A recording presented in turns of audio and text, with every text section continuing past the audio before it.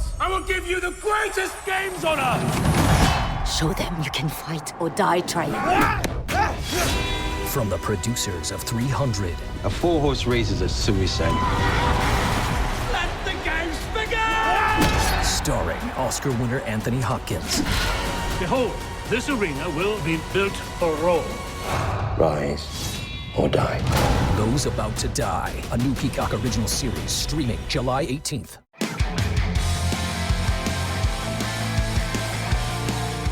Mount Everest. Majestic, alluring, tempting for all thrill seekers and bucket listers, but deadly beyond belief. And I mean that, because so many who attempt to climb this massive natural wonder simply do not believe how deadly it can be. Hi, I'm Chris May, writer, producer, and host of This Day in Weather History from the Weather Network in Canada. During the afternoon of April 25th of 2015, a magnitude 7.8 earthquake struck Nepal and surrounding countries.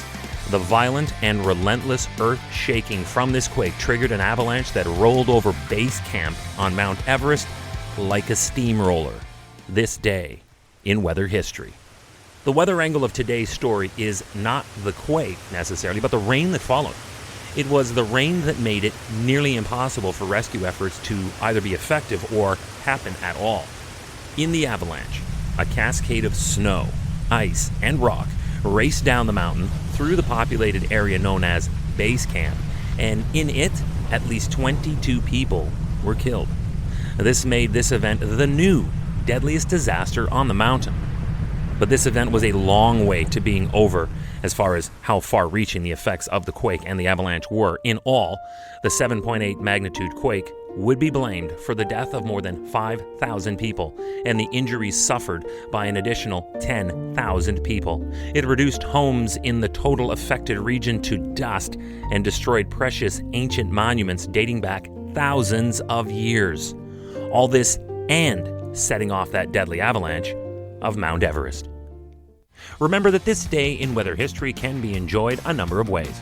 Right now, you are listening to the full version of today's story on your favorite podcast provider, but there is also the daily podcast video short.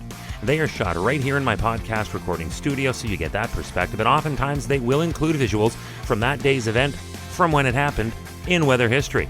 So after listening to the full story, go check out the podcast video short on television or online anytime at theweathernetwork.com/weather history. People needed rescuing and emergency crews needed to be dispatched, and fast. So let's right now get to some geography and open up what happened after that hampered rescue efforts. First, it must be remembered where Nepal is. This Asian nation, whose capital is Kathmandu, lies along the southern slopes of the Himalayan mountain ranges.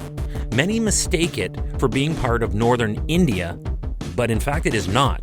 It is a landlocked country located between India to the east, south, and west, and Tibet to the north. So that is kind of a roundabout way of painting a picture to illustrate that they are therefore in prime monsoon crosshairs.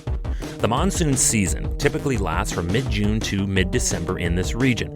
The irony of this story is the India Meteorological Department had just issued their 2015 monsoon season forecast, and it called for a below normal season for rainfall for 2015. That was good news for many, but did nothing for the rescue and recovery workers. You see, even a below average monsoon was likely going to complicate the relief and recovery efforts of this particular event, given the magnitude and precarious risk of landslides that remained. You see, the mountainous terrain of Nepal already makes it prone to landslides, so a normal monsoon season brings dread.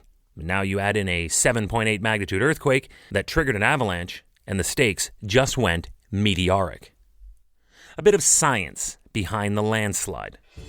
They occur when gravity takes over and its relentless pull becomes stronger than the force of friction that keeps a slope of topsoil in place. It's a lot like Velcro. Imagine this. If you pull hard enough, Velcro will give way. But if you notice, when you force Velcro to separate against its will, it will cause a violent kickback. So for our mountain face, with any rainfall amounts during monsoon season, the potential for a mountain slope to destabilize becomes very high now. The water will only add to the weight of the soil as it soaks in. Soaking in. Well, now we have another problem. That soaking in will also reduce the level of friction between the soil particles and the rock face beneath the soil layer. And this combination of factors increases the risk of landslides. And that is before you even factor in the white elephant in the room, the almost 8 magnitude earthquake. The quake itself already made it a tricky feat to attempt any rescue effort, but now things got exponentially more difficult and life-threatening. Plus, with the coming rain, plus the landslides that have already happened and the more that are feared to still happen, there was the increased risk of flooding that would just be more pain on top of pain for a region still reeling from the devastating earthquake and avalanche that wiped out Mount Everest Base Camp this day in weather history. Hey, do you like the podcast? We'd love to hear from you. If you have an idea, go right now to wherever you're listening to me and rate us if you would, please. It's on a 5-star system, and we would love as many stars as you can afford. So rate us, but then also review us. This way we can always stay on top of how you'd like to see the show evolve. Then remember to subscribe to this podcast. Click the subscribe or follow button right there on the very same podcast homepage you're listening on.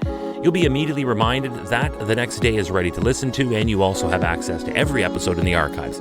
It dates back to June 1st of 2020, so there is a lot that we got to get caught up on this day in weather history. Tomorrow is April 26th, and we have another first. Tornadoes happen a lot in Texas, and I've covered many on this podcast already. But this one stands alone for a number of reasons, and we will cover them all tomorrow on this day in weather history. That's with me, your host, Chris May.